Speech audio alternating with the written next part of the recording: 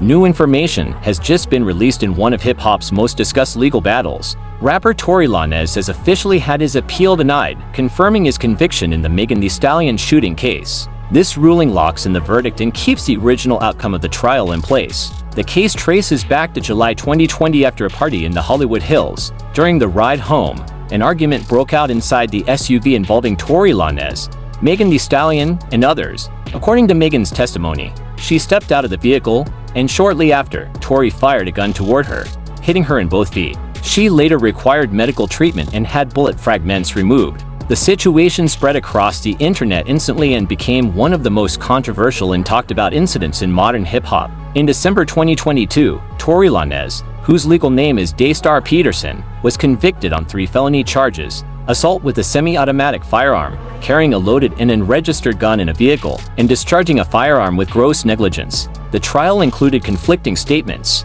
emotional testimony, and debate over evidence presented to the jury. After the conviction, Lanez's defense team filed an appeal challenging several decisions made during the trial. They argued that a recorded interview from key witness Kelsey Harris should not have been allowed, since her statements changed over time. They also objected to the jury seeing an Instagram post connected to Lanez, and they claimed that shirtless photos showing Lanez's tattoos created unfair bias in the jury's mind. A panel of appellate judges reviewed all arguments but ultimately rejected each claim. They ruled that the recorded interview was properly admitted as evidence. The Instagram post did not affect the final outcome, and the photos of Lanez's tattoos did not improperly influence the jury. According to the court, none of the challenges reached the level that would justify overturning the conviction. With the appeal denied, Tory Lanez remains in prison serving his 10-year sentence. His legal team can attempt to take the case to the California Supreme Court, but overturning a unanimous appellate decision is considered highly unlikely. This case has had a major impact beyond the courtroom.